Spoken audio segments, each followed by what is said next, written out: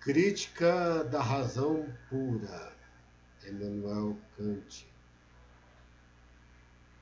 Analítica.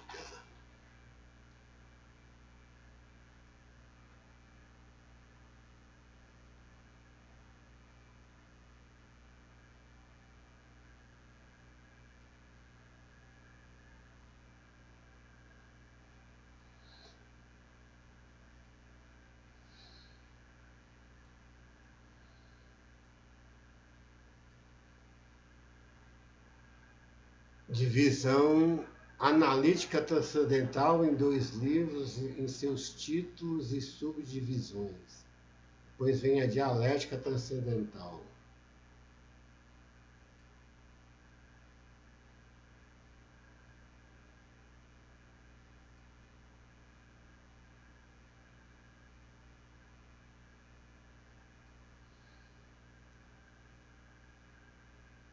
Primeira divisão, analítica transcendental. Esta analítica é a decomposição de todo o nosso conhecimento a priori nos elementos do conhecimento puro do entendimento. Deverá nela atender-se ao seguinte: que os conceitos sejam puros e não empíricos, que não pertencem à intuição nem à sensibilidade, mas ao pensamento e ao entendimento, que sejam conceitos elementares e sejam bem distintos dos derivados ou dos compostos de conhecimentos elementares, que a tábua seja completa e abranja totalmente o campo do entendimento puro. Ora, essa integral perfeição de uma ciência não pode ser aceita com confiança se assentada apenas sobre o cálculo aproximativo de um agregado obtido por simples tentativa. Daí que somente possível mediante uma ideia de totalidade do conhecimento, a partir do entendimento e pela divisão determinada a partir dessa ideia dos conceitos que o constituem, por conseguinte, pela sua interlocução no sistema.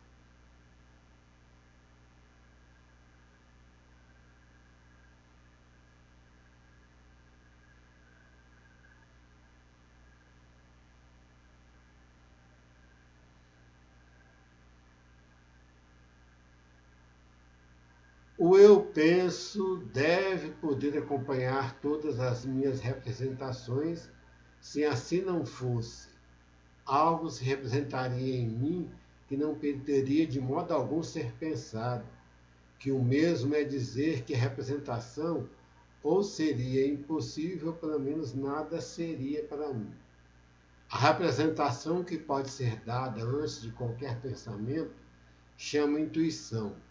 Portanto, todo o diverso da intuição possui a relação necessária ao eu penso, no mesmo sujeito que esse diverso se encontra. Essa representação, porém, é um ato da espontaneidade, isto é, não pode considerar-se pertencente à sensibilidade. Dou-lhe o nome de apercepção pura, para distinguir da empírica, ou ainda, o de apercepção originária, porque é aquela autoconsciência que, ao produzir a representação, eu penso, que tem de poder acompanhar todas as outras, e que é uma identidade, que é una e idêntica em toda consciência, não pode ser acompanhada de nenhuma outra. Também chamo a unidade dessa representação a unidade transcendental da consciência, para designar a possibilidade do conhecimento a priori a partir dela. Porque as diversas representações que nos são dadas em determinada intenção não seriam todas representações minhas e não pertencem, na sua totalidade, a uma outra consciência. Quer dizer, enquanto representações minhas, embora me não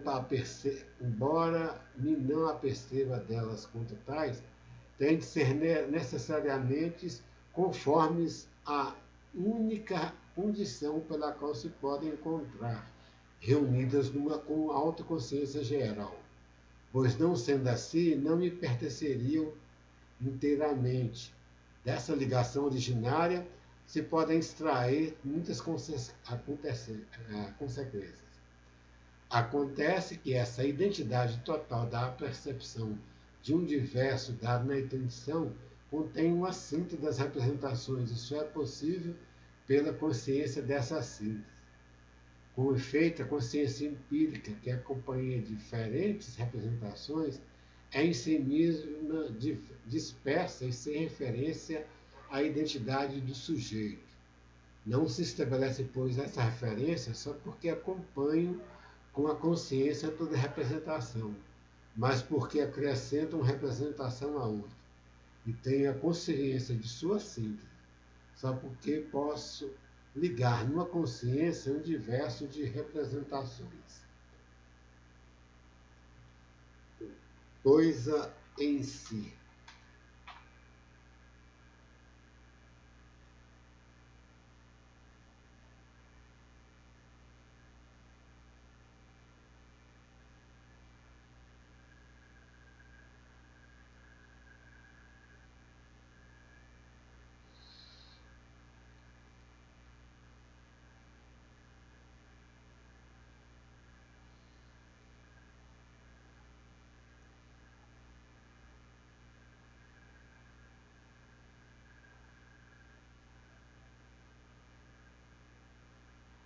Poder-se-á, contudo, perguntar: que tesouro é esse que tenciono legar à posteridade nesta metafísica depurada pela crítica e por isso mesmo colocada num estado duradouro? Um relance apressado desta obra poderá levar a crer que a sua utilidade é apenas negativa, isto é, a de nunca nos atravessarmos a ultrapassar com a razão especulativa os limites da experiência. E essa é de fato a sua primeira utilidade. Essa utilidade, porém, em breve se torna positiva se nos compenetrarmos de que os princípios em que a razão especulativa se apoia para arriscar para além dos seus limites têm por consequência inevitável não extensão, mas se considerar mais de perto uma restrição do uso da nossa razão, na medida em que, na realidade, esses princípios ameaçam estender a tudo os limites da sensibilidade a que previamente pertence e reduzir assim a nada o uso prático da razão. Eis porque uma crítica limita a razão especulativa é como tal negativa, mas na medida que anula um obstáculo que restringe ou mesmo ameaça aniquilar o uso prático da razão, é de fato uma atividade positiva e altamente importante, logo que nos persuadirmos de que há um uso prático absolutamente necessário da razão pura, o uso moral, no qual esta inevitavelmente se estende para além dos limites da sensibilidade, não carecendo para tal, aliás, de qualquer ajuda da razão especulativa, tendo de assegurar-se contra a reação desta para não entrar em contradição consigo mesmo.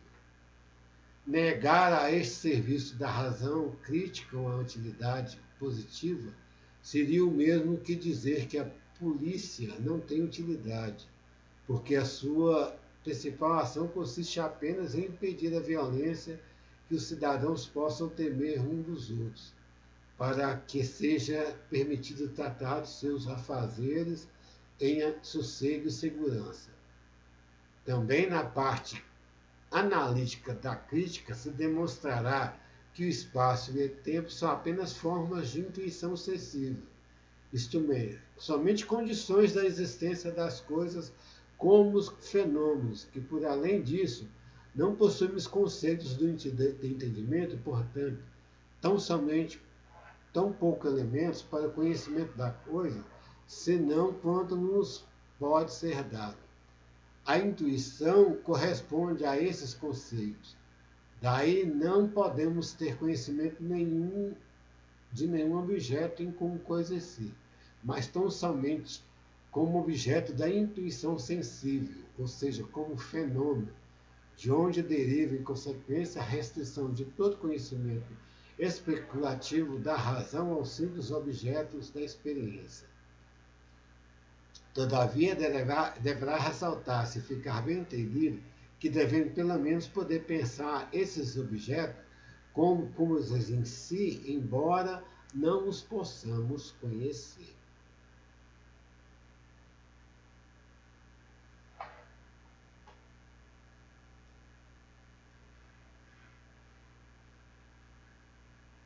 Provas da existência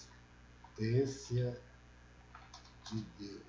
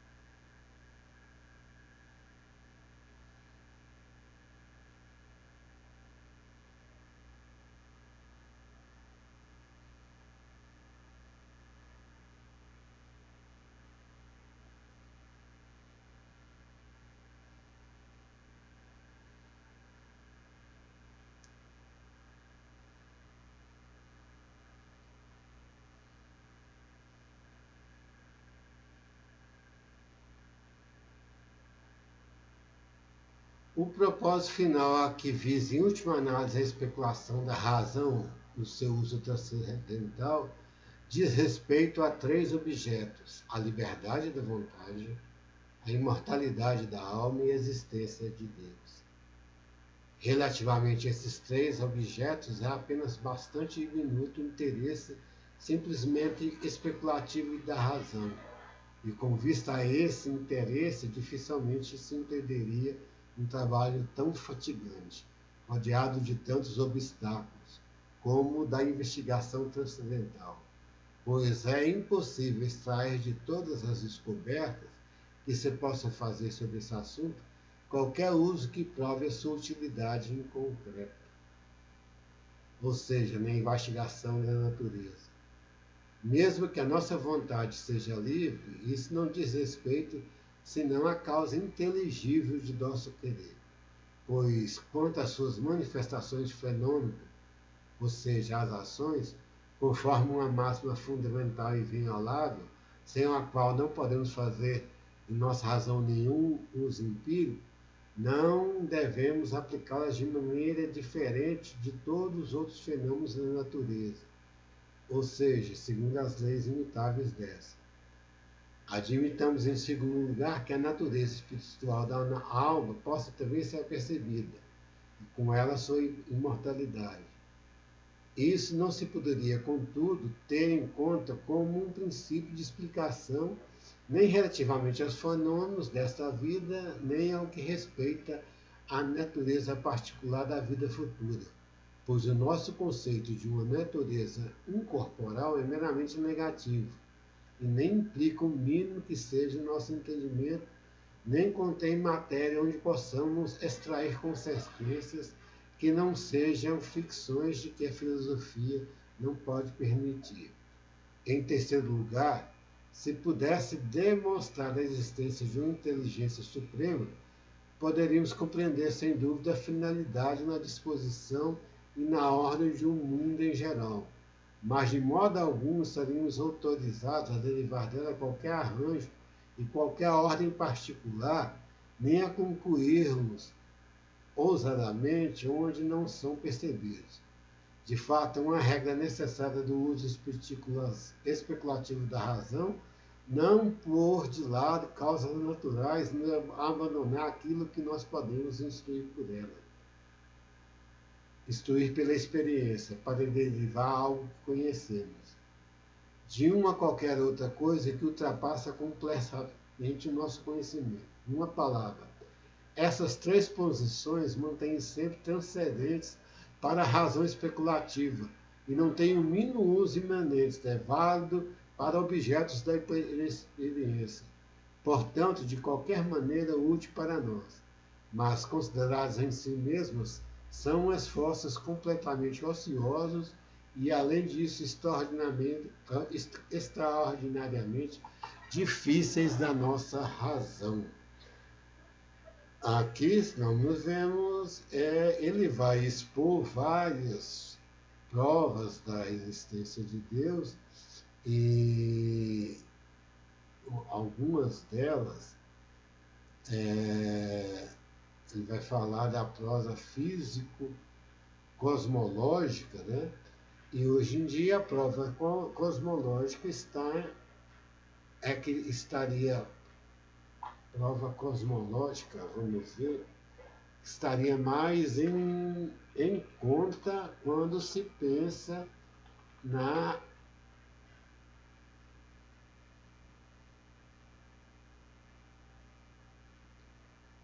questão do ambientalismo, né?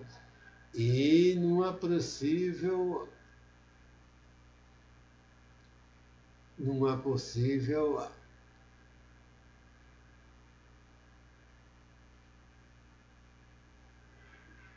a prova cosmológica que vamos agora examinar mantém a ligação da necessidade absoluta com a realidade suprema, mas em vez de partir com a precedente da realidade suprema para deduzir a necessidade da existência, conclui da necessidade incondicionada e previamente dada de qualquer ser a sua realidade ilimitada, e deste modo tudo encaminha por um raciocínio, não sei se racional, se sofístico, mas que é pelo menos natural e que possui a maior força persuasiva, não só para o entendimento comum, mas também para o entendimento especulativo.